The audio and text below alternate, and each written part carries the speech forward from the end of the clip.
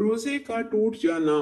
سوال یہ ہے کہ روزہ کیسے ٹوٹ جاتا ہے، تو اس کا جواب یہ ہے کہ جب عاقل اور بالغ شخص رمضان شریف کا روزہ رکھے اور جسم کے قدرتی راستوں سے کوئی چیز اندر داخل کرے، اگرچہ وہ غذا ہو یا دوا ہو یا کچھ اور، چاہے دل کے برابر ہی کیوں نہ ہو، روزہ ٹوٹ جاتا ہے۔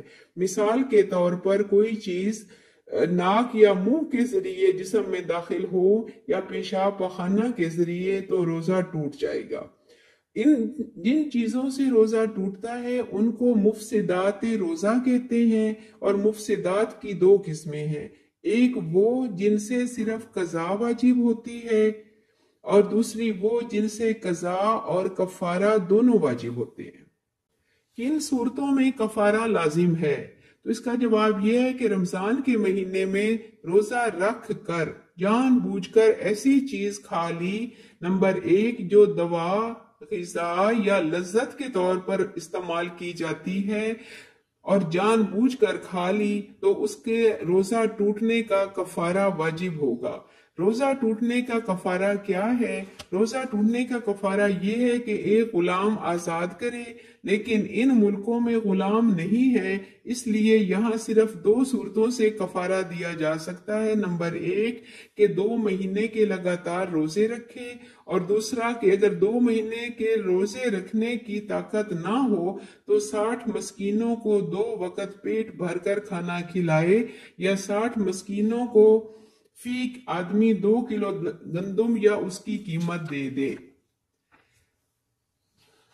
اگر کھانا نہ کھلا سکے بلکہ 60 مسکینوں کو کچا اناج دے دے تو بھی جائز ہے، ہر ایک مسکین کو صدقہ فطر کے حساب سے دے، اگر اتنے اناج کی قیمت دے دے تو بھی جائز ہے۔ اگر ایک مسکین کو 60 دن تک صبح شام کھانا کھلا دیا، یا 60 دن تک کچا اناج دے دیا یا اس کی قیمت دے، تب بھی کفارہ درست ہو جائے گا، لیکن یہ اس روزے کا کفارہ ہوگا جو بندہ جان بوجھ کر توڑے گا۔ قضا کا مسئلہ اس کے علاوہ ہے۔ قضا کا بیان: روزے کی نیت کر لی تھی، پھر یہ خیال ہوا کہ ابھی صبح صادق نہیں ہوئی، کچھ کھا پی لیا، لیکن بعد میں معلوم ہوا کہ صبح صادق ہو گئی تھی، اس دن کا روزہ ٹوٹ گیا، لیکن صرف قضا دینا پڑے گی۔ اسی طرح یہ خیال کرتے ہوئے کہ سورج غروب ہو گیا ہے، روزہ افطار کر لیا، پھر بعد میں معلوم ہوا کہ اس وقت تک سورج غروب نہیں ہوا تھا، تو روزہ تو ٹوٹ گیا لیکن صرف قضا لازم ہوگی۔ مسئلہ نمبر 2، کلی کرتے ہوئے حلق میں پانی چلا گیا اور روزہ یاد تھا تو روزہ ٹوٹ گیا، اس پر قضا ہے۔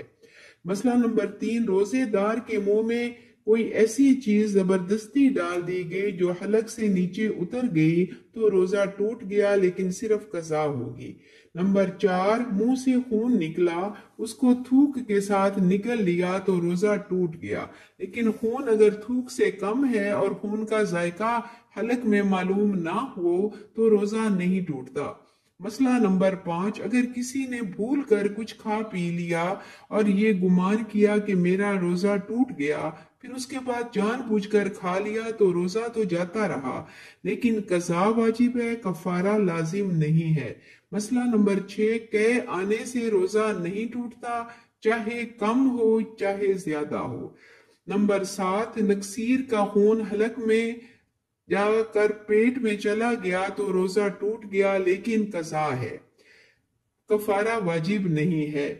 مسئلہ نمبر 8، روزہ دار کے آنسو نکلے اور منہ میں چلے جائیں، اگر ان کی نمکینی منہ میں چلی گئی پھر ان کو نکل لیا تو روزہ ٹوٹ گیا، یہی حکم پسینے کا بھی ہے۔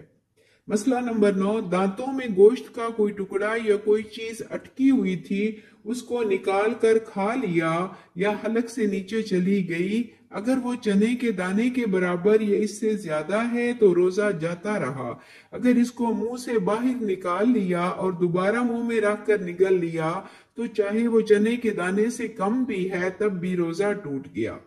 کسی نے کوئی ایسی چیز کھا لی جس کو عموماً غذا یا دوا کے طور پر استعمال نہیں کیا جاتا، مثلاً کنکری یا لوہے کا ٹکڑا، گھاس یا کاغذ، تو روزہ ٹوٹ جائے گا لیکن قضا واجب ہوگی۔ ناک کے راستے کوئی دوا پیٹ میں پہنچے تو روزہ ٹوٹ جائے گا۔